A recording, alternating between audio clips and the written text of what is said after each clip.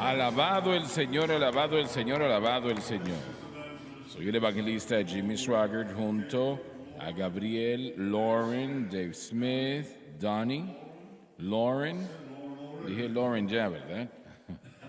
Me parece que sí. Josh y el doctor David Watts. Estamos alegres de tenerles a todos ustedes con nosotros. He extrañado a Dave Smith, Mike, Musserall, John. Y yo realmente, querían que yo mencionara el nombre 2 veces. Y qué bueno verles a ustedes, quiero que lo sepan. Estamos estudiando el libro de Apocalipsis, aunque nos hemos desviado varias semanas en el libro de Ezequiel porque explica cosas muy interesantes, ¿no? Yo creo que un poco más claras que Juan el Revelador. Pero tiene que ver esto con la batalla de Armagedón, que es, si me puedes tomar esto, que es y será la mayor batalla que el mundo jamás ha conocido. Y Donnie, vamos a ir a Ezequiel 38, 39. Y vamos a empezar a leer en el versículo 13, versículo 18, en el capítulo 38 del gran libro de Ezequiel. Y será, Discúlpame un momento, por favor. Es triste, pero la mayoría de los cristianos nunca han leído el libro de Ezequiel. Nunca lo han leído. Y tiene realmente cosas allí que ningún otro libro de la Biblia tiene. Es inmensamente interesante. Así que si no lo ha leído, asegúrese de llenar esa brecha porque le bendecirá. Adelante, por favor. y será en aquel tiempo cuando vendrá Gog contra la tierra de Israel. Dijo el Señor Dios, que subirá mi ira en mi enojo. Otra vez, esta es la batalla de Armagedón. Subirá mi ira en mi enojo. Corresponde a la declaración de Zacarías, capítulo 14, 3. Porque he hablado en mi celo y en el fuego de mi ira, que en aquel tiempo habrá gran temblor sobre la tierra de Israel. El gran temblor sobre la tierra de Israel solo podrá pasar en la batalla de Armagedón y solamente por la mano del Señor. Que los peces del mar, las aves del cielo, las bestias del campo y toda serpiente que anda arrastrando sobre la tierra y todos los hombres que están sobre la faz de la tierra temblarán a mi presencia, y se arruinarán los montes y los vallados caerán, y todo muro caerá a tierra. Este versículo corresponde a la segunda venida, que será el evento más catastrófico en la historia de la humanidad. Y en todos mis montes llamaré contra él espada, dice el Señor Dios. La espada de cada cual será contra su hermano. Esto muestra que el Señor tiene control sobre todas las cosas. Y yo litigaré con él con pestilencia y con sangre, y haré llover sobre él y sobre sus compañías, y sobre los muchos pueblos que están con él, impetuosa lluvia y piedras de granizo, fuego y azufre. Este versículo proclama el hecho de que el Señor usará los elementos sobre el cual ni el anticristo ni ningún otro hombre tiene control. Un versículo más. Y seré engrandecido y santificado, y seré conocido en ojos de muchas naciones, y sabrán que yo soy el Señor. Será engrandecido, tiene referencia a la ira restringida por mucho plazo y luego que explota con furia indescriptible. Padre Celestial, úngenos en esta noche, no solamente para entregar tu palabra, pero unge el pueblo, nuestra audiencia en todo el mundo. Señor, para que tu espíritu toque sus corazones y que ellos puedan crecer más fuerte por el estudio de la palabra hoy. Y lo pido todo en el nombre de Jesús. Amén y amén.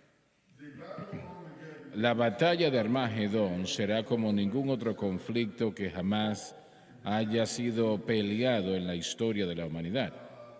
Ahora, yo quiero que usted piense en esto, que es muy importante. De la misma manera será la última batalla que jamás será peleada. Y piense lo que le estoy diciendo. Han habido guerras y rumores de guerras desde el tiempo de Adán y Eva hasta el día de hoy en este mundo. Jesús dijo eso.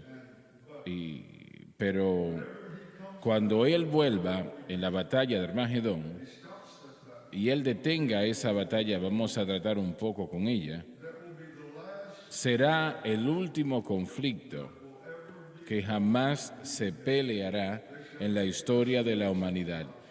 No pelearán más, no estudiarán más la guerra, no estudiarán la guerra más durante ese tiempo. Y eso quiere decir que West Point cerrará las puertas, Saint-Cyr en Francia también va a cerrar las puertas, Sandhurst en Gran Bretaña cerrará las puertas. Esas son las universidades de guerra en el mundo, pero cerrarán las puertas. Allí no se estudiará guerra más, ya no lo harán más. ¿Y por qué? ¿Por qué? Porque el príncipe de paz,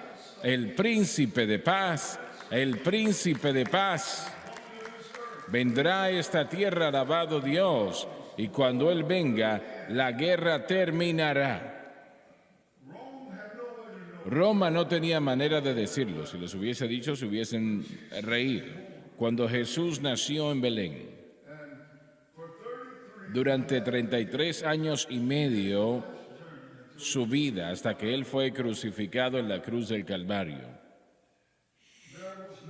no hubo guerra de ningún tipo o ninguna naturaleza en el imperio romano de aquel momento.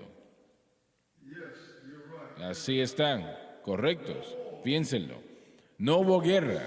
Roma constantemente estaba en guerra después que Jesús fue a la gloria, y constantemente estuvo en guerra antes de Él nacer. Y si les hubiese dicho la razón por la cual hay paz y prosperidad en este tiempo, estos 33 años y medio, es por un bebé que ha nacido en Belén,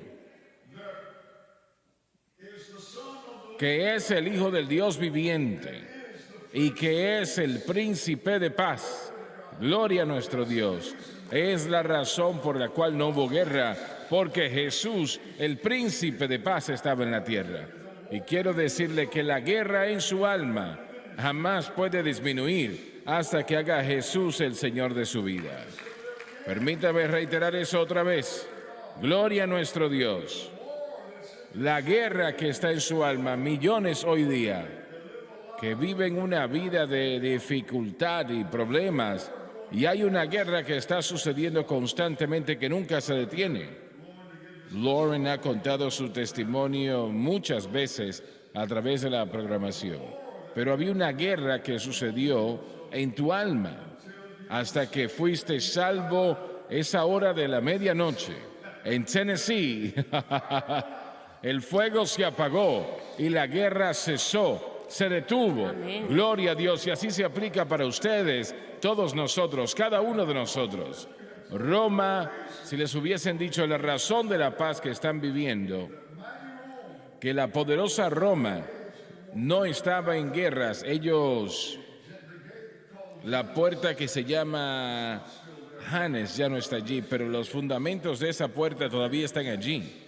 Allí estaba aquel gran portón, y cuando esa puerta estaba abierta, quería decir que Roma no estaba peleando en ese momento, que había paz. Cuando se cerraba, o tal vez esté confundido, es al revés, pero cuando estaba cerrada, quería decir que Roma estaba en guerra en alguna parte del mundo. Pero esa puerta se mantuvo abierta durante 33 años y medio. Como dije, los fundamentos de esa puerta todavía existen, y el mundo, cuando Jesús vuelva, va a entrar en paz para siempre. No habrá más guerras, gloria a Dios, no habrá más muerte, no habrán guerras, lamentablemente, ya no habrán más guerras, alabado el Señor. Alabado el Señor, alabado el Señor, alabado el Señor. Gloria a Dios. Yo dije el pasado miércoles en la noche al principio de la programación y quiero reiterarlo otra vez porque siento que es muy importante. El arrebatamiento de la iglesia puede suceder en cualquier momento. Puede suceder precisamente en un mes de ahora, en un año desde el día de hoy, en 5 años. Puede suceder, no va a pasar mucho tiempo antes de que suceda. Y yo sé que la Biblia dice en los últimos tiempos vendrán tiempos difíciles, habrán amores de sí mismos, vanagloriosos, blasfemos, desobedientes a los padres, que no serán santos, que serán amadores de los placeres más que de Dios, que tendrán una forma de deidad, pero que negarán el poder, ¿no? Y también creo que no solamente el pecado va a ser más pronunciado que nunca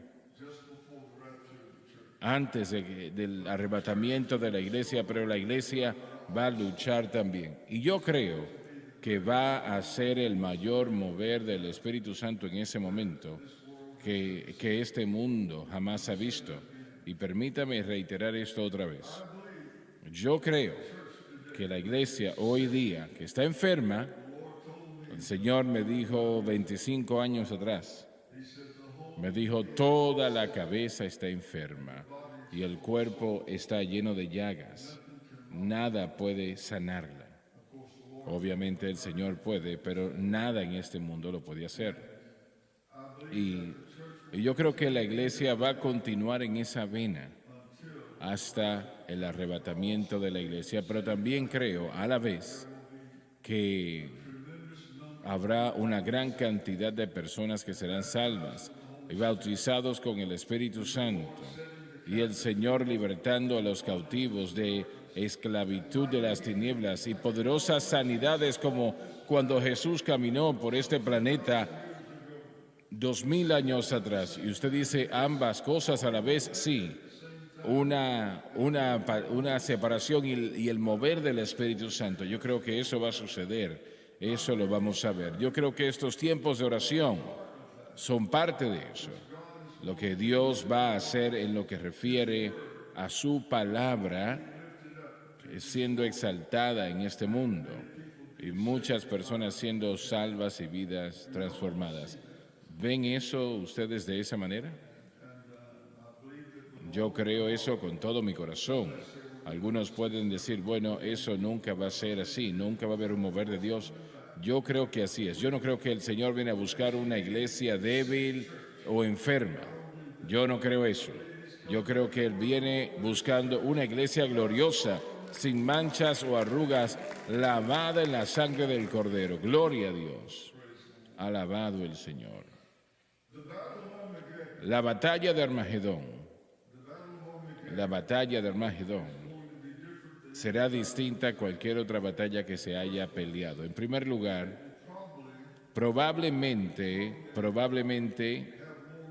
tendrá más hombres en ese ejército del anticristo, millones, más que cualquier otra batalla que jamás se haya peleado. Probablemente así va a ser, sin lugar a dudas, porque dirá que, si recuerdo correctamente, va a tomar, creo que son 6 meses o 6 años.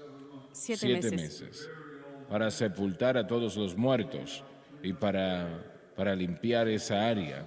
Así que eso es más que 8 o 10 soldados, ¿no? Tendrán el mejor equipo para lograr eso. Así que estamos hablando de posiblemente millones de soldados. Recordemos que durante la propia guerra se registra que el agua y la sangre mezclado van a ir hasta 6 pies por 180 millas, 6 pies de alto, y eso es muchos cuerpos y mucha sangre, y eso se va a regar por toda esa región. Dice, en 7 meses la casa de Israel será sepultada de ellos para limpiar la tierra, como lo acabas de mencionar, varios meses, 7 meses. 7 meses, eso va a tomar. Así que estamos hablando de muchas personas. Correcto. Muchas personas. Y los cuerpos van a estar regados a tal punto y en un espacio bastante grande que va a tener que andar buscando para encontrar los huesos, porque los huesos estarán ahí hasta que alguien de hecho los encuentre. Así que en esas 180 millas van a estar regados esos cuerpos y va a tomar un gran ejército para poder recogerlos todos. Y la sangre, sin lugar a dudas mezclada con el agua, correrá por cerca de 6 pies de profundidad en algunos Correcto. lugares. Sé que un abogado me escribió en una ocasión, me dijo, usted no sabe de lo que está hablando. La Biblia no dice eso, pero dice que va a llegar hasta las riendas del caballo y esos son casi 6 pies. Así que no solamente eso, pero el Señor va a usar a los elementos en esa batalla como nunca antes. Y cuando tenemos tormentas de granizo por millones que descienden del cielo, del tamaño de un Volkswagen o un vehículo de 2 toneladas, del tamaño que Dios quiera hacerlas. Realmente tenemos algo que nunca ha sucedido antes, claro que nunca antes. Esa área se comparará a donde se hace el vino, los cuerpos de los hombres como uvas.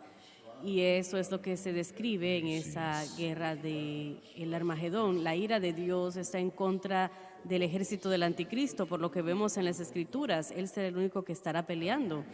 Y la naturaleza de... ¿A qué te refieres con eso? Bueno, en otras palabras, nosotros no vamos a venir a pelear. Nosotros vamos a ver la batalla del Armagedón, pero el Señor peleará. ¿Te refieres a la segunda venida? Correcto, el Señor propiamente, Él es el único que va a pelear. Él tiene esa espada extendida desde su boca. Bueno, Israel peleará en ese momento y Él les dará tremendos poderes. Bueno, no había pensado en eso, pero creo que primordialmente yo lo pongo a Él como el agente principal en contra de... Eso es todo lo necesario, Sí, solamente sí, Él. es todo lo que se necesita. Así Y es. mezcla los elementos con eso, pero una vez más, pensemos en el ejército masivo que estará ahí en el Valle del Armagedón y de nuevo, una vez más, 180 millas. 180 millas. Vimos en los noticieros una caravana de 40 millas de rusos y sus vehículos de Eso fue guerra. lo que Y esto va a ser dijeron, sí. 180 millas de soldados y El campo de batalla será de ese tamaño. así es. Así que va a ser un campo de batalla grande, bastante enorme, con muchas víctimas, como el mundo jamás lo ha visto. ¿Y cuál parte del mundo y cuántos en la iglesia, de hecho, creen esto? Es lo que la Biblia enseña. Así es. Así que debemos de creerlo. Pero el Señor dice que su ira se va a mostrar. Y no queremos de ninguna manera molestar a Dios. En el versículo 21 de lo que leímos dice de que Él, como Él invadió mis montes contra Él espada, mis montes llamaré contra Él espadas, así que Él causa que Gog y sus aliados empiecen a matar los unos a los otros. Por esta invasión, Él dijo a través de los montes en el versículo 21, así que aún parte de su propia destrucción es el Señor confundiéndolos y causando que ellos se maten los unos a los otros, a Gog y todos sus aliados. Repite eso, por favor. En el versículo 21, el hermano Dani lo leyó y dice, y en todos mis montes llamaré contra él espada. Dice el Señor Dios, la espada de cada cual será contra su hermano. Permíteme decir algo. Adelante. Estaba diciendo que cuando yo leí eso, a mí me parece que es como que, y me pueden corregir si estoy equivocado, pero parte de Gog y sus aliados, su arrogancia al invadir la tierra de Dios, que esto es parte de su propia destrucción, que de hecho causa que ellos se maten los unos a los otros. Así es. Y en el tiempo del Antiguo Testamento, Él hizo eso en ocasiones. Hay una historia, me parece que es en Primera de Samuel, donde el ejército de Saúl empiezan a matarse los unos a los otros. Allí es cuando Jonatán subió en ese monte y su escudero, efectivamente, me parece que habían 20 o tantos, no habían tantos en ese momento, aumentó, pero empezaron a pelear unos con otros, ¿no? Así es. Y lo vemos acá en el versículo 21, una vez más. Como hablamos la semana pasada cuando el Señor habla de su ira, que está en su rostro atacando a Israel, Él no toma eso muy a la ligera y Él va a estar tratando con esto, así que aún al punto que van a empezar a irse los unos en contra de los otros. Por eso está adorando que suceda eso con, ¿Cómo es? ¿cómo se llama la nación? Ucrania. Ucrania, que esté sucediendo. ¿Alguien por aquí va a decir algo? Lo mismo sucedió con Gedeón y sus 300 hombres. Así es. Dice que así el es. enemigo se fue uno en contra del otro y se destruyeron a sí mismos. 300 hombres en contra de 135,000 soldados. Sí, así es. Y eso solamente lo hace el Así Señor. es, correcto. Bien, pero ¿cómo Él va a hacer eso? Causar que ellos peleen con sus propios soldados. Confusión de parte de Dios. Y ellos no podían funcionar correctamente, ¿no? Bueno, el pánico, las tinieblas y en Gedeón estaban en oscuridad. Vieron a sus enemigos, a sus hermanos como sus enemigos. Bien, entonces lo que estás diciendo es correcto. La batalla de Armagedón, durante esa batalla, los soldados del anticristo van a empezar a pelear unos contra otros. Eso es lo que eso significa. Y obviamente el Señor tiene todo a su disposición. Todo lo puede usar. Pero esta situación va a suceder, esto va a pasar. Ahora, en ese momento, cada hijo de Dios que jamás ha vivido será arrebatado, pero volverá con el Señor, y esa es la segunda venida, ¿no? Sí, Y aún algo más importante que eso, tenemos que decir que cada judío en Israel, además de cada judío en la faz de la tierra y aquellos en otras naciones del mundo, América y alrededor del mundo, va a tomar días, tal vez semanas, para que ellos vengan al Señor, ¿no? Pero ellos realmente escucharán y nunca sabrán lo que está sucediendo, pero cada judío va a entregar su corazón a Cristo en ese momento. No solamente será la batalla más horrible que jamás se haya peleado, sino que será el mayor mover del Espíritu Santo que jamás se haya visto, ¿no? Por la gracia de Dios. hermano Swagger, el gran profeta Zacarías creo que pinta la imagen más clara que tenemos sobre el momento o los momentos, la imagen de lo que está sucediendo cuando todo esto ocurre. La batalla en su totalidad se enfoca en solamente una cosa. Primero que nada tenemos que hacernos la pregunta, ¿por qué el anticristo y sus fuerzas están haciendo eso? ¿Por qué están ahí? ¿Qué están haciendo? Él tiene una meta, o dos. La primera es destruir a cada judío que esté en Israel. Y en segundo lugar, el tomar toda esa tierra. Tenemos que recordar que son ambas cosas. Quiere la tierra, Jerusalén en particular, y Él quiere destruir a cada judío porque Él 100% estará lleno del enemigo, de Satanás. Todo lo que Él hace está dirigido por los poderes de las tinieblas.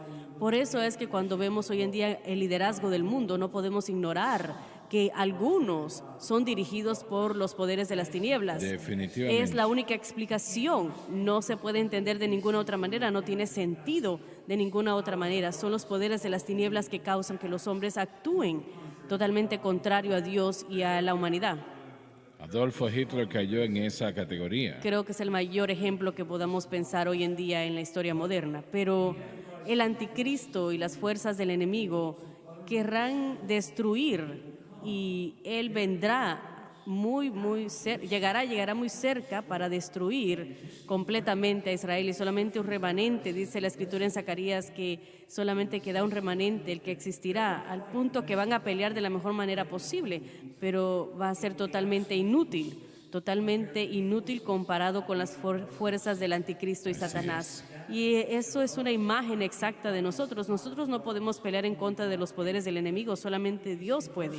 Pero en el versículo 3 de Zacarías 14, que dice de lo que estamos hablando, y creo que lo resume, y el Señor irá, y esto es en el momento donde todo parece que Israel va a ser destruido, y parece como que Satanás y el anticristo van a ganar, pero entonces el Señor saldrá a pelear en contra de esas naciones, como peleó en los días de Babilonia. Y creo que esto verdaderamente ilustra todo lo que leemos en el Antiguo Testamento. Todo está aquí, tiene que ver con los elementos, con la confusión del enemigo, pero el Señor, las pestilencias, sí.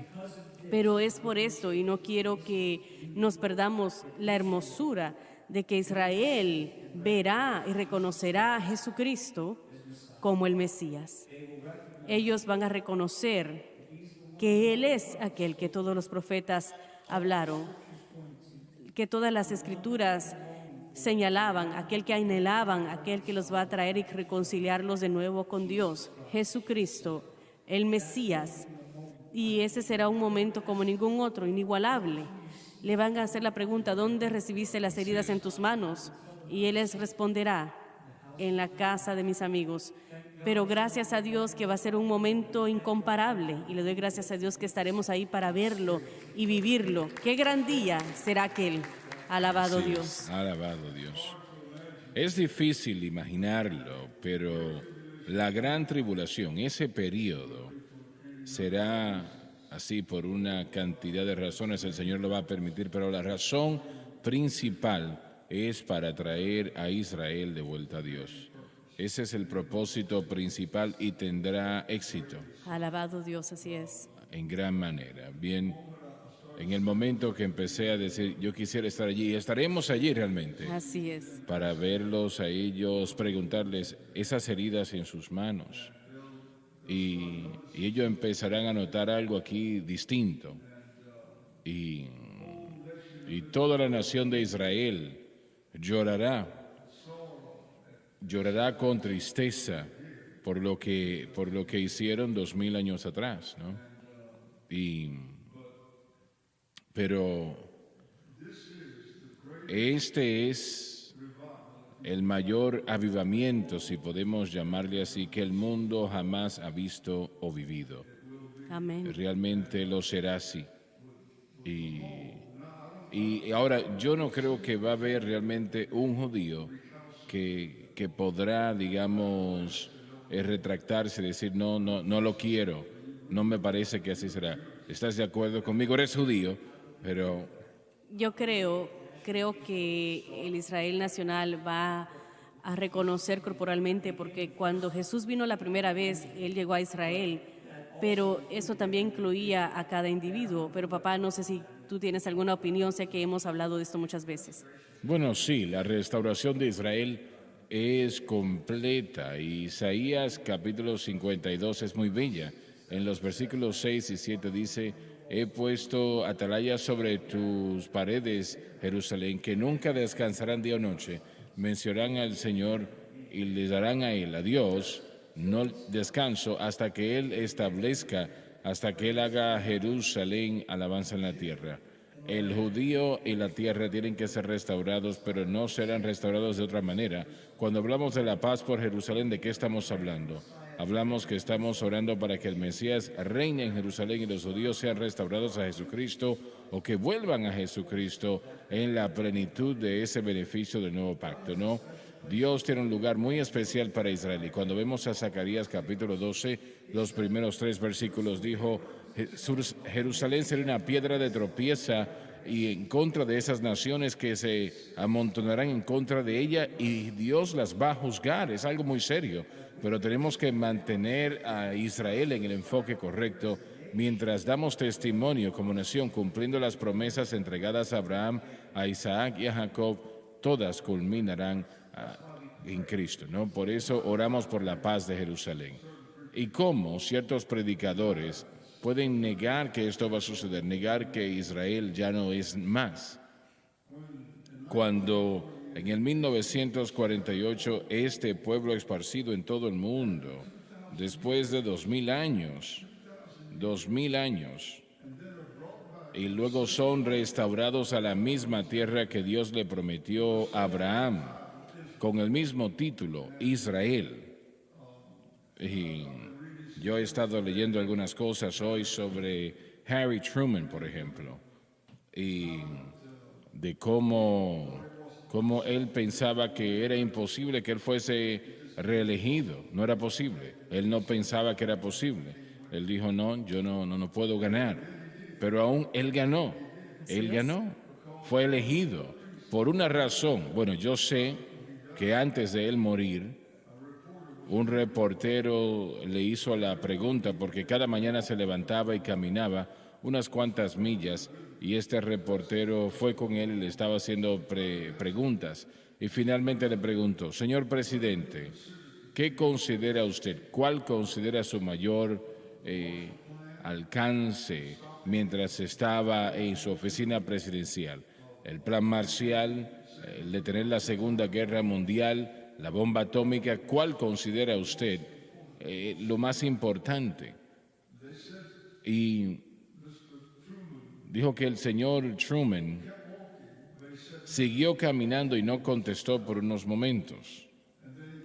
Y finalmente habló y dijo, el poner el peso de los Estados Unidos tras el establecimiento de Israel como nación, considero que fue lo mayor que Dios me ayudó a hacer. Y yo creo que en sus últimos tiempos entendió que esto fue extremadamente importante. Esta es una serie de milagros tras la otra, porque poderosas fuerzas estaban tratando de lograr que él fuese por otra dirección. Su mejor amigo, George Carlick Marshall, le dijo, si tú das la aprobación o que le des el peso de América a Israel, nuestra amistad se terminó. Se termina. Y él hizo lo correcto y yo creo que América, yo creo que reeligió a ese presidente por la misma razón, por esa Así es. razón. Lo has estudiado bastante el tema, ¿no? ¿Lo dije correctamente o no? Claro que sí, si vemos la manera como la guerra fue orquestada, todo esto fue la mano de Dios. Cuando todo llegó a su fin, Su madre estaba a favor de Israel, ¿no? bueno, cuando se estaba acercando el voto, él no sabía qué hacer. Él estaba teniendo a muchos sionistas que estaban llegando a la oficina oval pidiéndole que reconociese a Israel, aún al punto, y él llegó al punto que rehusó verlos. Finalmente, como último recurso, llamaron a un hombre que se llamaba Eddie Jacobson. Que había estado negociando con él años atrás, ¿no? Sí, ellos tenían una tienda de hombres en Kansas City y Jacobson era judío y él trajo con él varios líderes judíos sionistas y no los dejaron entrar a esa oficina oval, pero él sí entró y Truman estaba tan enojado con él por la presión. Sí, no, sí. Él estaba siendo bombardeado y a través de su amigo Eddie Jacobson le dijo que se fuese, pero finalmente cuando llegó el punto de tomar la decisión, él fue a su escritorio, el escritorio del presidente, y en la gaveta de abajo tenía la Biblia de su madre.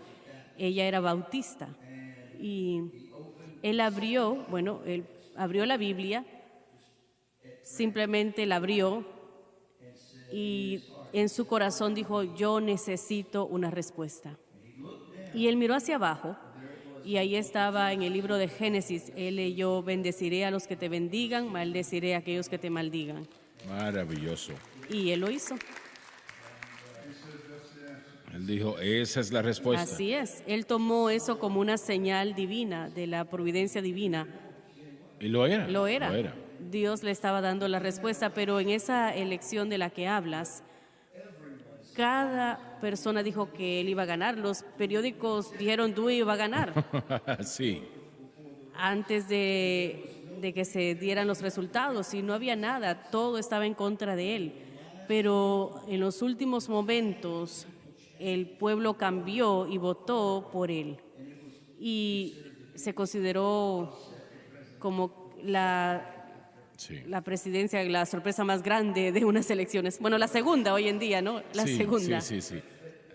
Pero cuando uno lee todo eso, uno tiene que ver que esto no fue hecho por la ingenuidad del hombre o la diplomacia del hombre. Dios directamente se involucró en los asuntos de la nación en cuanto a los asuntos de la nación que sería.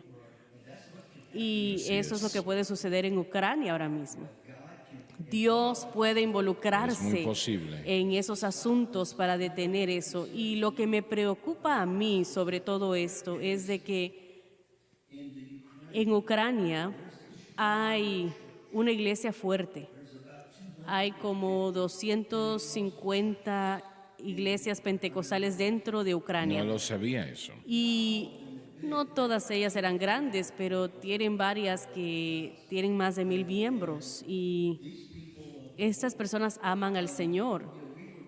Nosotros estábamos un poco confundidos en el programa hoy porque estábamos recibiendo correos electrónicos de cristianos que defendían, la manera como yo lo interpreté, que defendían la agresión rusa, porque estaban diciendo que Ucrania no tiene buenos derechos humanos. Tal vez sea verdad, pero no están considerando que Ucrania es simplemente un paso en la mente de Putin. Pero digo todo esto para decir lo siguiente: a pesar del comunismo que estaba gobernando esa parte del mundo, hay iglesias allí y esto puede ser de obstáculo a la obra de Dios. Pero Putin todavía se considera a Rusia como una nación comunista. Sí, ¿Conocen la respuesta de eso, John? ¿Qué dices? yo creo que sí, claro que sí, señor. Claro que sí. Bueno, ellos tratan de aparentar como que es una democracia, pero él claramente es presidente dictador. Es algo muy evidente. Lo mismo con China. Son naciones llenas de gente maravillosa que son brillantes, Sí, son más que capaces, pero desafortunadamente son oprimidas por su gobierno y eso es la realidad. Han sucedido muchos cambios en los últimos, bueno, en la última década, pero en China, especialmente en los últimos años, hay leyes que establecen al presidente Jinping como un dictador, presidente para siempre. No hay manera de cambiarlo. He predicado en una gran parte de Rusia y allí uno se puede enamorar de ese pueblo rápidamente. Y cuando era la Unión Soviética, cuando era comunista, nosotros tuvimos tremendos moveres del espíritu donde quiera que íbamos, no importa dónde estábamos. Ellos hasta nos pedían que empezáramos una vez más un segundo servicio, predique el mismo mensaje otra vez. No lo hice, pero fue muy especial el tiempo allí. En aquel momento era una nación comunista, pero ahora no sé si todavía se llaman ser comunistas. No me parece que se llaman ser comunistas, ¿no? Como ya he dicho, hay suficientes cosas para decir que no, pero miren cómo están las cosas ahora mismo. Cuando se habla del comunismo, no solamente se trata de la jerarquía del gobierno, sino es en todo aspecto de la vida, desde la manera como corren los negocios, individuos y demás. El gobierno controla. Exactamente, es lo que está sucediendo ahora mismo, como he dicho ya en China y en Rusia. Y no siempre fue de esa manera, sí hubieron cambios que se llevaron a cabo, pero han vuelto a lo mismo. Y es que si el pueblo quiere lo que él está haciendo, Putin, eso fuese distinto, ¿no? Si el pueblo quisiera eso. Lo están protestando, están empezando a protestarlo. Sí. Bueno, yo estoy hablando de... ¿En Ucrania? Sí, si el pueblo en Ucrania hubiese querido eso o quisiera que Rusia tomase control, no hay nada malo con eso. Pero esto es un conflicto de Sí, sí. de varios centenarios y Rusia nunca reconoció a Ucrania. Rusia sin Ucrania como nación, pero al absorber a Ucrania se convierte en un imperio, más como un imperio, tal vez sea el deseo, no sé, pero el hecho es que esto va a llevar a Rusia a la bancarrota. La moneda rusa ha decaído grandemente, es un desastre, pero tristemente, y lo voy a decir de esta manera, usted acaba de dar un ejemplo de cómo el peso y el poder y la influencia de los Estados Unidos en cuanto a Israel, cuando se convirtió en nación, ese fue el factor decisivo cuando la respuesta de los Estados Unidos. Aún tenemos ese cetro de poder en el mundo hoy en día, pero no lo estamos usando. Nosotros pudimos haber causado, creo yo, hubiésemos causado que este conflicto no escalase. Creo que Putin se estaba alineando por meses, esperando y viendo, empujando todo lo posible, y nosotros o lo ignoramos, no hicimos nada, no sé. Yo sé que definitivamente está en sus mentes ahora mismo. El discurso del Estado de la Unión, una quinta parte se pasó cuando el presidente hablando de la situación de Rusia y Ucrania, nos está impactando a todos y ahora está empezando a impactar a Estados Unidos. Vaya a ponerle gasolina a su vehículo y la semana que viene va a ser aún peor. La cosa es que está empezando a afectarnos a todos y nosotros podemos tener gran influencia en lo que está sucediendo, pero por la razón que sea no hemos tomado los pasos que deberíamos de tomar y que aún podemos tomar para cambiar esta situación. Este presidente no va a hacer nada. Es lamentable. Es un punto que no se va a mover. Si él no va a hacer nada, entonces la iglesia debe de empezar a orar como nunca antes. Es lo que debemos hacer. Eso estamos haciendo. Eso es exactamente lo que estamos haciendo. Puestos de pie, el tiempo se terminó. Padre Celestial, gracias por tu amor, tu gracia, misericordia. Pedimos tu fortaleza, Señor. Oramos, Señor, que esta situación que brevemente hemos aludido, que tu espíritu se mueva, Señor, y que termine esto de manera donde Ucrania y también Rusia tenga un mover del espíritu, un avivamiento, Señor. Pedimos tu ayuda, que tu voluntad se lleve a cabo en esta situación. Tu voluntad se lleve a cabo, Señor. Lo pedimos en el nombre del Señor, en el nombre de Jesús.